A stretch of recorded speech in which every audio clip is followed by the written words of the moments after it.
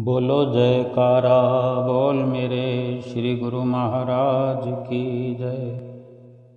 सभी गुरुमुख प्रेमियों से सप्रेम जय सच्चिदानंद। हमारे जीवन में भगवान के प्रति दृढ़ विश्वास कभी कमज़ोर नहीं होने देता हमें। भगवान की ओर बढ़ती हुई लगन, भगवान से एक हार्दिक प्रेम का जो हम एक रिश्ता बनाते हैं, अपने सुंदर सुंदर भाव भगवान के आगे रखते हैं, अकेले में बातें करते हैं, राह चलते हुए, कुछ काम करते हुए।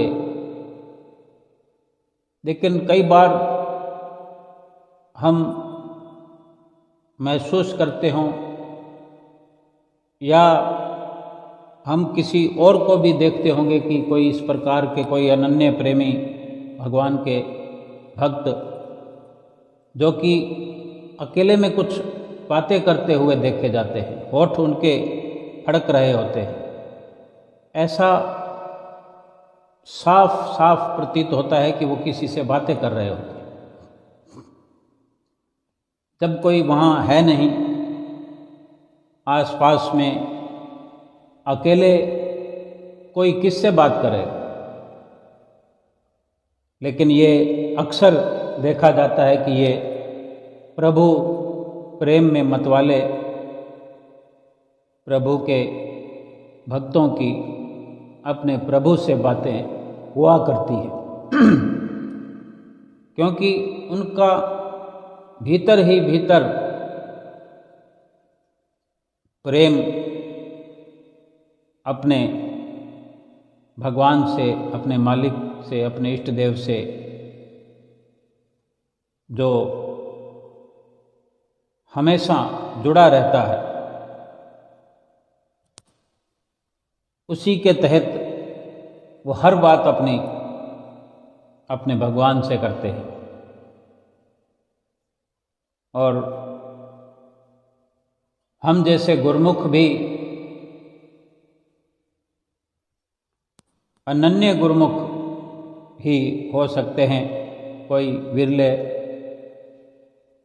जो अपने सतगुरु से जब से भी इस प्रकार की भीतर में प्रेम की ज्वाला भड़क जाए, सतगुरु के प्रति प्रेम जग जाए, चाहे जब से भी, चाहे 50 साल से कोई हम लगे हों दरबार में, नाम प्राप्त किया हो, लेकिन ऐसा कुछ ना हुआ हो, और फिर जीवन में आगे बढ़ते हुए कब ये घड़ी आ जाए, क्योंकि जीवन के उतार चढ़ाव हर किसी के जीवन में आते ही हैं। जब जब भी संसार से उपरांता होती है, क्योंकि संसार का प्रेम एक दिखावा, छलावा, मतलबी किस्म का होता है, जो कहीं ना कहीं टूटता है। कहीं ना कहीं सांसारिक प्रेम नकली साबित हो जाता है। तब भी ऐसा वैराग भगवान के प्रति उमड़ता है। जुड़ाव तो पहले से गुरुमुखों का बेशक हो जाता है, लेकिन भीतर से जब इस प्रकार से हार्दिक विशुद्ध प्रेम जब उपजता है, तो संसार की जो चमक दमक कभी हमारे लिए महत्वपूर्ण हुआ करती थी, वो कहीं ना कहीं फीकी हो जाती है। वो चमक, वो रोशनी धुंधली हो जाती है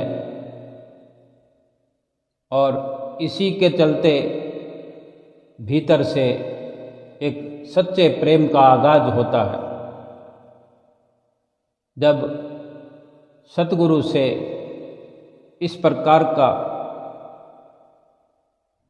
सच्चा प्रेम स्थापित होने लगता है तो गुरुमुख प्रेमी अपने सतगुरु की यादों में खोए हुए ढेर सारी बातें कभी गुप्त रूप से, कभी फड़कते हुए होठों से और कभी थोड़ा बोल करके भी अपने सतगुरु को अपना हाल सुनाते हैं, अपना भविष्य पूछते हैं और कुछ भविष्य के अपने विचार सतगुरु के चरणों में रखते हैं कि मैं ऐसा करना चाहता हूँ, मैं ऐसा बनना चाहता हूँ। जैसे पढ़ने वाले बच्चे जब इस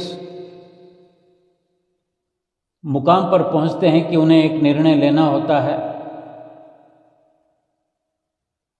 कि उनको कौन सा सब्जेक्ट अपने लिए चुनना है, क्या उन्होंने चुनाव किया है और उस चुनाव के तहत, उस सब्जेक्ट के तहत भविष्य में क्या बनना है।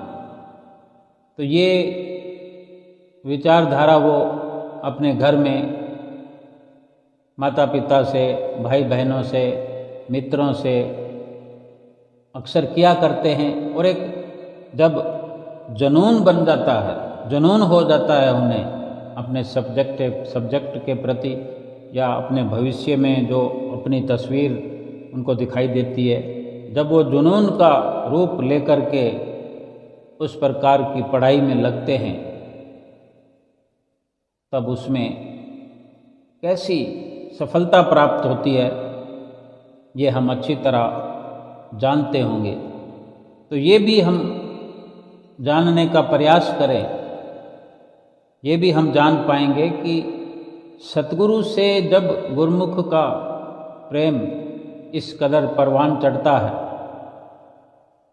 तो संसार से किनारा किए हुए गुरुमुख अपने सतगुरु से वो सारी बातें, अपने सारे विचार साझा करते हैं जो अपने आप की आंतरिक और सच्ची तरक्की के जो विचार हैं। जैसे कि कभी सतगुरु की याद में बैठे हुए गुरुमुख खोए हुए उनसे बातें करते हैं, हे गुरु महाराज जी आपसे बात कब होगी, हे सतगुरु मुझे ऐसी सेवा मिल जाए, मुझे दर्शनों का मौका कब मिलेगा, मैं श्री आरती पूजा ठीक से नहीं कर पाता हूँ, नहीं कर पाती हूँ, ऐसा अवसर कब मिलेगा। क्योंकि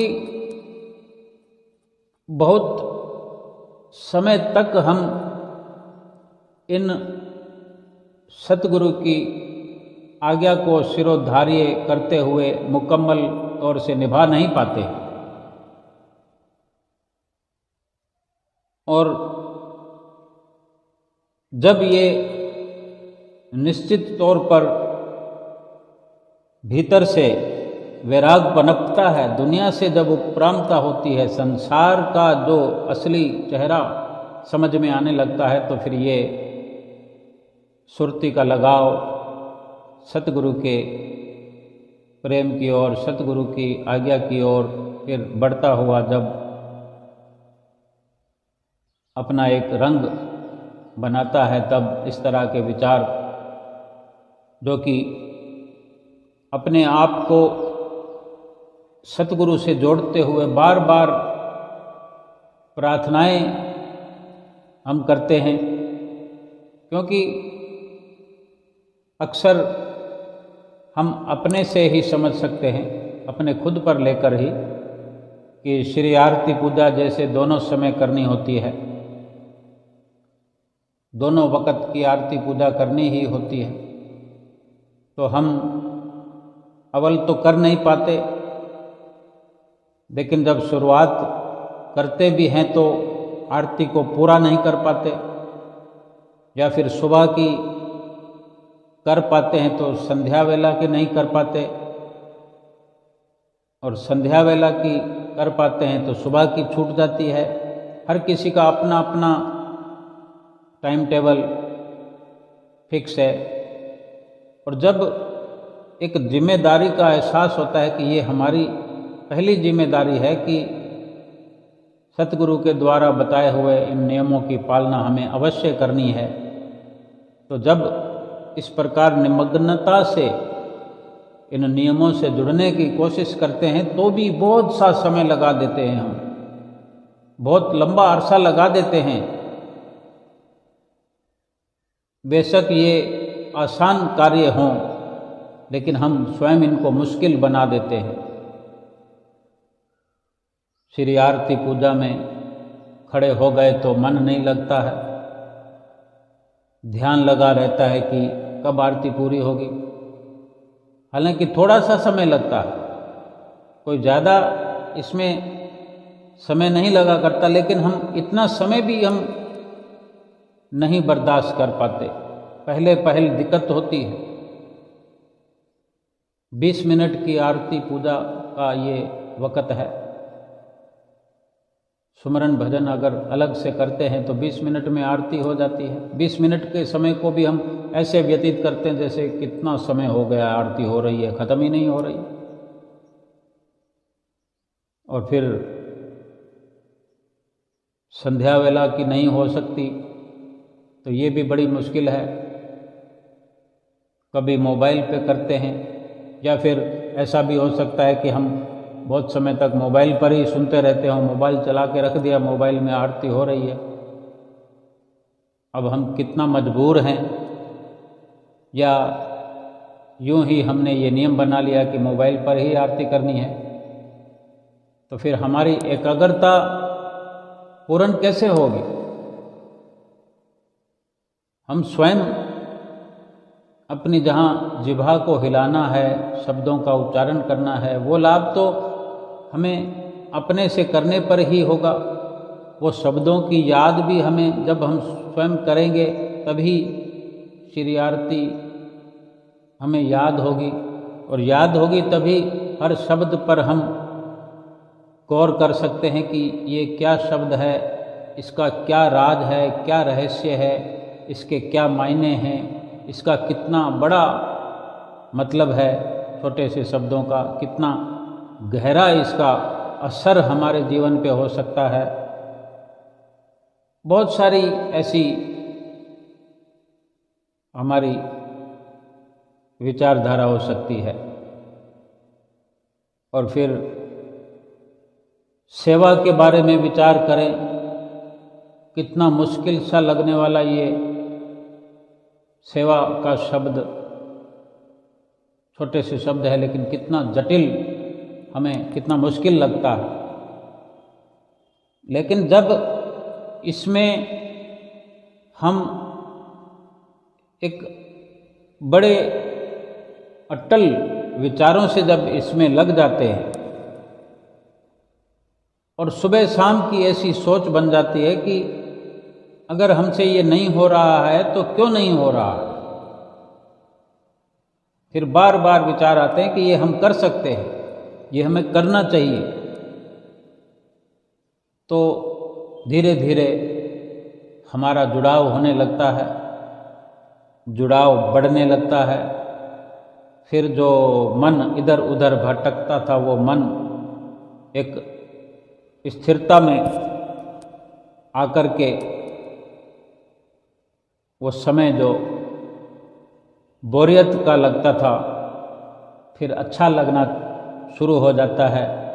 श्री परमहंसों के सामने खड़े हुए हम कभी प्रथम पातशाही गुरु महाराज जी की ओर निहारते हैं श्री आरती पूजा करते हुए। कभी हम सोचते हैं कैसा हमारा सौभाग्य है, कैसे हमारे श्री परमहंस इस धराधाम पर आए, रूप बदल बदल कर आज भी हमारे सामने छठे अवतार में हमें दर्शन दे रहे हैं। किस प्रकार शुरुआत हुई श्री परमहंस अद्वैत मत की। इस प्रकार सोचते हुए कहाँ से कहाँ खोज जाते हैं कि कैसे श्री गुरु महाराज जी ने, श्री परमहंस दयाल महाराज जी ने शुरुआत की, जो कि आज वो शुरुआत वो पाकिस्तान का इलाका हो गया है, टेरी में, जहाँ श्री परमहंस दयाल महाराज जी की समाधि है, समाधि स्थल है। और इसी प्रकार कभी दूसरी पातशाही गुरु महाराज जी की ओर निहारते हैं कि किस तरह आपने प्रथम पातशाही गुरु महाराज जी की मौज के अनुसार ये श्री आनंदपुर धाम की धरती को खरीद किया। हम जैसे गुरमुख प्रेमियों के लिए, हम जैसे जीवों का उद्धार करने के लिए वो कैसा वक़्त था, कैसा वो समय था। हर चीज़ का अभाव था, रुपया नहीं होता था, रुपए पैसे नहीं होते थे, तब भी इतने इतने भारी भरकम काम हमारे श्री परमहंसों ने किए। फिर दूसरी पातशाही गुरु महाराज जी ने ये रचना रचाई, इस धरती को खरीद किया।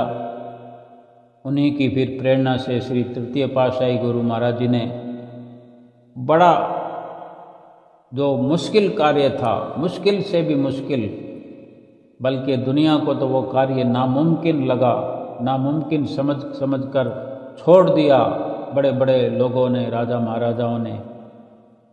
लेकिन हमारे श्री परमहंस जो त्रिलोकी के बादशाह हैं, सच्चे बादशाह हैं, स्वयं पार ब्रह्म परमेश्वर हैं, कैसे इस धरती को आबाद कर दिया। कहने को थोड़ी देर में बात ख़त्म हो जाती है, 2-4 लाइनों में ख़त्म हो जाती है, 2-4 पन्नों में ख़त्म हो जाती है, या कुछ दिनों में ख़त्म कर लें, जैसे अमर ज्योति ग्रंथ लिखा गया है, इसमें सारा कुछ वर्णित है। तो भी ऐसा समझा जाए कि कुछ दिनों में इसका पठन पाठन कर लिया जा सकता है। लेकिन किस प्रकार वास्तविकता में इस श्री आनंदपुर धाम की रचना को करने में समय लगा, कितनी मुश्किलें आई, कितने तूफान आए, कितनी आंधियाँ आई, कितनी सर्दियाँ, कितनी गर्मियाँ, कितने मौसमों को झेल करके, कितनी आपदाओं से, आर्थिक परेशानियों से जूझते हुए श्री परमहंसों ने इस मुश्किल से मुश्किल और नामुमकिन कार्य को मुमकिन बना करके देखते ही देखते आज हम अपने जीवन में देखें कि क्या श्री आनंदपुर धाम का नक्शा बना हुआ है। न कभी सोचा, न कभी कल्पना की, कल्पना से भी परे इस धरती पर वैकुंठ का नज़ारा अनुभव हम आज अपने जीवन में कर रहे हैं। किस प्रकार तीसरी पातशाही गुरु महाराज जी ने रचना रचाते हुए फिर चौथे रूप में आकर के भक्ति का जो झंडा लहराया, भजन सुमरन की मिसाल पेश करते हुए हम सब गुरुमुखों को, प्रेमियों को सुंदर सुंदर आदर्श बना करके उन पर चलना सिखाया और कड़े शब्दों में, सख्त शब्दों में और सच्चे हिदायती शब्दों में आगाह किया कि अगर भजन सुमरन हम गुरुमुख नहीं करेंगे तो उद्धार होना, आत्मा का कल्याण होना असंभव है। और वास्तव में फिर हमारे पंचम पातशाही गुरु महाराज जी जब श्री आनंदपुर धाम को आगे से आगे बढ़ाते हुए उन्होंने अपने जीवन में जो हमें भक्ति के कितने सुंदर अध्यायों से जोड़ दिया, कहाँ से कहाँ तक, जिस प्रकार ये देश फैला हुआ है कश्मीर से कन्याकुमारी तक, ऐसे ही श्री आनंदपुर धाम के आश्रम भी, सत्संग भवन भी कश्मीर से कन्याकुमारी तक फैले हुए हैं। इस देश में ही नहीं बल्कि विदेशों में भी ढेर सारे आश्रमों का निर्माण करवा दिया। और ये एक मुहिम भक्ति की चलाई, एक शौक पैदा कर दिया गुरुमुखों के भीतर, एक जागरूकता गुरुमुखों को अनुभव हुई। सोए हुए थे जो, वो जाग गए और जाग कर अपने इस भक्ति के कार्य में लग गए। और आज गुरुमुख प्रेमी ऐसे लगे हुए हैं कि अपनी होश नहीं। आज हुजूर छठी पातशाही गुरु महाराज जी ने भी रात और दिन एक करके हमें ये दिखाया है, दिखा रहे हैं कि भगवान के प्रेम के कई नमूने हो सकते हैं, कई दृश्य हो सकते हैं, कई प्रकार के नज़ारे हो सकते हैं। ऐसी सेवा का स्वर्णिम नज़ारा हमारे सामने श्री परमहंसों ने एक आदर्श के रूप में रखा है, जिस पर हमें चलाए जा रहे हैं, दौड़ाए जा रहे हैं। और गुरुमुख प्रेमी अपनी होश भुला के अपने सतगुरु से ऐसे बातें करते हैं, चाहे किसी को दिखाई दे ना दे, लेकिन गुरुमुख प्रेमियों को लगता है कि मेरे सतगुरु मेरे सामने बैठे हुए हैं, मैं अपने सतगुरु की चरण शरण में बैठा हुआ हूँ, मैं अपने सतगुरु के पास में बैठा हुआ हूँ, वो मेरी बातें सुन रहे हैं, मैं उनके वचन सुन रहा हूँ, मैं अपनी फरियाद उनके आगे रख रहा हूँ, मैं कोई विनती कर रहा हूँ। बहुत सारी परेशानियाँ जीवन में होती हैं, दरबार में रहते हुए भी, अपने घर बार में रहते हुए बहुत सारी परेशानियाँ होती हैं। गुरुमुख प्रेमी अपने भीतर भीतर अपने सतगुरु से फरियाद करते हैं, अपनी मुश्किलें बताते हैं। और दरबार में रहकर भी बहुत सारी विपदाएं शारीरिक जीवन में होती हैं, कभी कोई परेशानी, कभी कोई परेशानी। हर परेशानी से गुरुमुख प्रेमी अपने सतगुरु को अवगत कराते हैं, कभी गुप्त रूप से, कभी प्रत्यक्ष रूप से। और सतगुरु भी उनके हर परेशानी का हल कभी गुप्त रूप से कर देते हैं, कभी प्रत्यक्ष रूप से भी उनका समाधान करके उनको एक खुशी प्रदान करते हैं। तब ऐसा लगता है जैसे सतगुरु हमें कोई भी सुविधा प्रदान करते हैं तो हमसे ज़्यादा खुशी हमारे श्री गुरु महाराज जी को होती है। बहुत बार हमने अनुभव किया होगा। एक बार एक तो रोज ही नज़ारा हम देखते हैं, जब भी श्री दर्शनों का अवसर मिलता है, जब श्री गुरु महाराज जी लीलाएं कर रहे होते हैं, प्रसाद लुटा रहे होते हैं, कितने प्रसन्न मुद्रा में गुरुमुखों से ज़्यादा खुशी श्री गुरु महाराज जी को हो रही होती। गुरुमुख प्रेमी लूट रहे होते हैं और सतगुरु लुटा रहे होते हैं,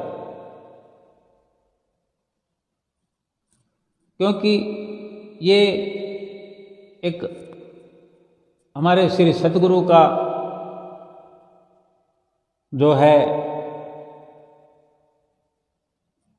कहा जा सकता है कि खुशी की कोई सीमा नहीं होती कि वो अपने गुरुमुखों को माला माल करें, चाहे शारीरिक सुख हो चाहे आत्मिक सुख हो, हर प्रकार से खुशी प्रदान करते हैं, क्योंकि वो आए ही इस दुनिया में देने के लिए है और गुरुमुख प्रेमी आए ही यहाँ लेने के लिए हैं। सतगुरु देने वाले हैं और गुरुमुख लेने वाले हैं। वो दोनों हाथों से लुटा रहे हैं और गुरमुख अपनी झोलियां भर रहे हैं। एक बार लंदन में पंचम पातशाही गुरु महाराज जी विराजमान थे।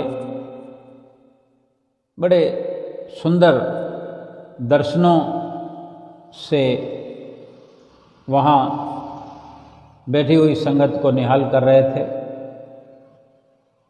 सभी गुरुमुख प्रसन्न चित्त होकर दर्शन कर रहे थे। तो वहाँ कुछ बच्चों ने एक नाटिका प्रस्तुत की। पंचम पातशाही गुरु महाराज जी ने एक कविता बोली गई। एक बच्चे ने, उन बच्चों में से वर्णन किया कि हमारे श्री गुरु महाराज जी प्रसाद लुटाते हैं, खिलौने लुटाते हैं, टॉफियाँ लुटाते हैं, सेब संतरे लुटाते हैं, क्या क्या हमें श्री गुरु महाराज जी लुटाते हैं, लेकिन कुछ लेते नहीं हैं। ऐसा कहीं भी दुनिया में नहीं होता कि इतना सब कुछ कोई देवे और बदले में कुछ ना लेता हो। तो श्री पंचम पातशाही गुरु महाराज जी बच्चों की इस प्रकार की कविता के ये शब्द सुन करके मुस्कुरा रहे थे सुनते हुए। फिर आपने फरमाया कि ये तुम्हें किसने कहा कि कुछ लेते नहीं हैं? हम तुम्हें प्रसाद देते हैं, टॉफियाँ लुटाते हैं, खिलौने लुटाते हैं, लेकिन ये सब कुछ दे करके हम तुम्हारा दिल ले लेते हैं। देखो कितना भाव श्री गुरु महाराज जी की वाणी में, कि 2 वचनों में ही सबका दिल लूट लिया, ये बता कर कि हम तुम्हारा दिल ले लेते हैं। यानी श्री गुरु महाराज जी को कुछ नहीं चाहिए, लेकिन जो दिल की बात है कि दिल ले लेते हैं, तो ये दिल तो बहुत बड़ी बात है। और अगर ये हम दिल स्वमेव अपने सतगुरु को सौंप दें, ये दिल उनके लिए ही हम निर्धारित कर दें, अपने दिल में जो वास्तव में उनके लिए सिंहासन है, ये अपने आप हम व्यवस्था कर लें कि उस सिंहासन पर सतगुरु को हम बिठा लें, विराजमान कर लें, तो कितनी प्रसन्नता होगी सतगुरु को, क्योंकि वो दिल लेना चाहते हैं। और जिसने दिल दे दिया, दिल देने वाला सतगुरु का हो गया, और सतगुरु फिर दिल देने वाले के हो गए। और जब इस प्रकार से व्यवस्था हो जाती है, फिर कोई आपस में कोई फर्क नहीं रहता, कोई पर्दा नहीं रहता, कोई दूरी नहीं रहती। भले जिस्म से जिस्म की दूरी हो, जगह की दूरी हो, कई देशों का फासला हो, कई किलोमीटर का फासला हो, मीलों का फासला हो, लेकिन जो एक सूक्ष्म तार है,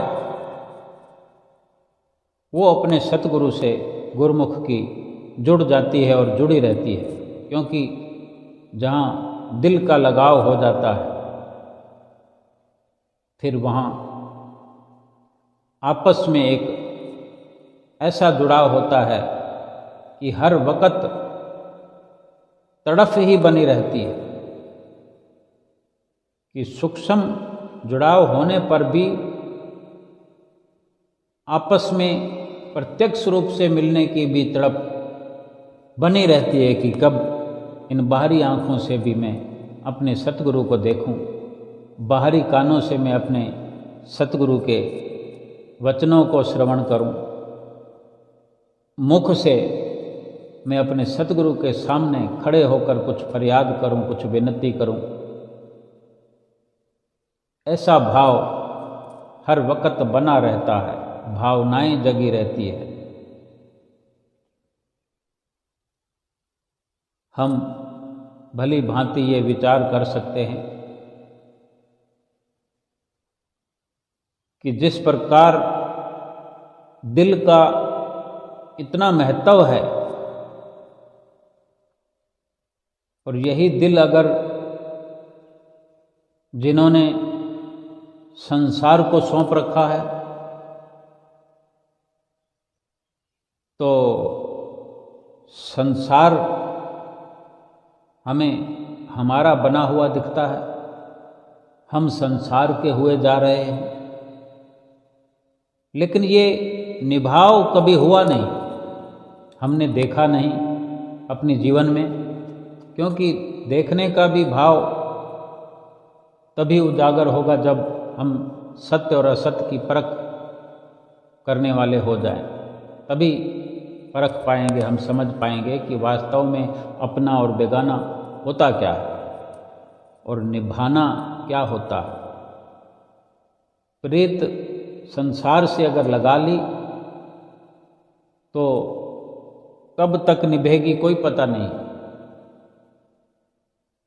और जहाँ प्रीत टूटेगी दुख बहुत होगा, क्योंकि तब तक हम बहुत बड़ा नुकसान कर चुके होते हैं, सालों के साल निकल जाते हैं, श्वास श्वास करके ढेर सारा खजाना हम लुटा चुके होते हैं, जिंदगी का एक पड़ाव खत्म कर चुके होते हैं। लेकिन गुरमुख प्रेमियों के लिए ये कितनी सुख सुविधा हमारे श्री परमहंसों ने करी है कि वक़्त रहते हम अपने श्वासों को भी बचा सकते हैं, अपने जीवन के एक पड़ाव को नष्ट होने से बचा सकते हैं, अपने सतगुरु से दिल लगाकर, दिल अपने सतगुरु को सौंपकर, सतगुरु से ये सच्चा रिश्ता कायम करके स्वर्णिम इस जीवन को बना सकते हैं। अपने दिल को तभी सतगुरु के हवाले किया जा सकता है जब दिल हमारा साफ हो। दूषित दिल, दूषित मन जो है भगवान स्वीकार नहीं करते, और ना ही दूषित दिल के अंदर भगवान का सिंहासन लगाया जा सकता है। फरमाते भी हैं कि दिल का हुजरा साफ कर, दिल का हुजरा साफ कर, जाना के आने के लिए, दिल का हुजरा साफ कर, जाना के आने के लिए, ख्याल गैरों का हटा उसको बिठाने के लिए। क्योंकि दिल जो है संसार से लगा होता है, हम संसार के बने होते हैं, संसार को अपना बनाया होता है, तो दिल में तो सब कुछ यही संसारिकता भरी पड़ी है। दिल दूषित हुआ, अंदर विकारों का कूड़ा करकट भरा पड़ा है। ये दिल का हुजरा, दिल का ये कमरा जो है, ये साफ करना है उसको, जो हमारा प्रीतम है, उसके आने के लिए। और असली यही तरीका है कि जो ख्याल रूप से गंदगी है, ख्यालों के रूप की जो गंदगी है, विषय विकारों के ख्याल, संसारिकता के ख्याल जो भरे पड़े हैं, इन्हीं को हटाना, इन्हीं से खाली करना। ख्याल गैरों का हटा उसको बिठाने के लिए। जब ये कर पाएंगे हम, तो दिल साफ पाक हो जाएगा। फिर दिल देने में, दिल में बिठाने में फिर कोई किसी भी प्रकार की रुकावट बाकी नहीं रहेगी। भगवान श्री रामचंद्र जी महाराज भी अपनी वाणी में फरमाते हैं, निर्मल मन जन सोए मोहि पावा, मोहे कपट छल छिदर न भावा, कि निर्मल जन मन वाले ही मुझे प्यारे हैं और वही मुझे पा सकते हैं। और जो कपट छल करने वाले, जो इस प्रकार ठगियां बेईमानियां करने वाले इंसान मुझे बिल्कुल पसंद नहीं है, और ना ही इस प्रकार के विचार मुझे अच्छे लगते हैं। मुझे तो केवल साफ सुथरे दिल वाले प्राणी ही अच्छे लगते हैं, और मैं तो ऐसे साफ पाक दिलों में ही जा कर के अपना ठिकाना बनाता हूँ। भगवान का रहने का ठिकाना और कहाँ है? भगवान कोई मकानों में थोड़ी रहते हैं, या हम ये कहें कि मकान मंदिरों में बैठे हैं। वो मूर्त रूप से एक बाहरी तौर पर हमें समझाने के लिए एक स्थान नियुक्त किया हुआ है, लेकिन असली ठिकाना भगवान का जो है वो हमारा दिल है। हम अपने उस दिल को साफ करें। ये मूर्त रूप में जो हम मंदिरों में जाके दर्शन करते हैं, वहाँ से वो एक प्रकार से प्रेरणा स्रोत है। उस प्रेरणा से हम अपने भीतर वहाँ सत्संग में जाकर, वहाँ दर्शन प्राप्त करके, वहाँ उस वातावरण में रहकर वहाँ से जो प्रेरणा मिलती है, वो प्रेरणा प्राप्त करके हम अपने दिल को साफ करें, दिल को सुथरा करें, संसारिक दूषित वातावरण से अपने दिल को खाली करें, मोह से खाली करें, विकारों से खाली करें, छल कपट से हम दूर हो जाएं। धीरे धीरे छल कपट से खाली होकर के अपने मन को निर्मल करें, और निर्मल मन होकर ही सतगुरु के जो लायक बन पाएगा। निर्मल मन वाले ही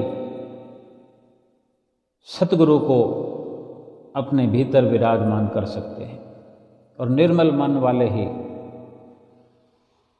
सतगुरु को भाने लगते हैं, सतगुरु को भाते हैं। तो फिर ये कोई मुश्किल कार्य नहीं है। अटल विश्वास, अटल श्रद्धा, सतगुरु को ऐसे ही जानना चाहिए जैसे कि वो हमारे साथ हैं, हमारे भीतर हैं, हमारे अंग संग हैं, हमारे बाहर हैं।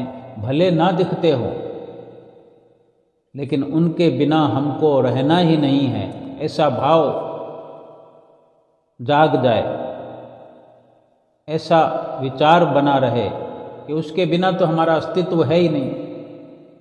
और यही तो वास्तविकता है, उसके बिना कहाँ हमारा अस्तित्व है। हमारे भीतर सतगुरु विराजमान हैं, लेकिन हम ये करने का भाव कि हमें विराजमान करना है, विराजमान करना है, ये भाव वास्तविकता की ओर हमें ले जाता है कि जो अंदर विराजमान हैं वहाँ तक हमारी पहुँच हो जाए, उनको हम देख पाएँ, उनके नज़दीक पहुँच पाएँ, उनको जान पाएँ। यही आत्मा का साक्षात्कार है, और यही आत्मा और परमात्मा का मिलन है। आत्मा का परमात्मा से मिल जाना यही है कि हम अपने भीतर जीवात्मा का जो है साक्षात्कार करें, उसको देख लें, उसको देखने का यत्न करते हुए उसको देखने में सफल हो जाएं। यही इस जीवन का मकसद है, यही इस जीवन का सर्वोत्तम लक्ष्य है, और यही भक्ति की कमाई है, और यही परलोक का सरमाया है। जीवन का लक्ष्य पूरा करते हुए, परलोक का सरमाया एकत्र करते हुए अपने सतगुरु की ढेर सारी प्रसन्नता प्राप्त करके हम अपना लोक और परलोक सुहेला करें। बोलो जयकारा बोल मेरे श्री गुरु महाराज की जय।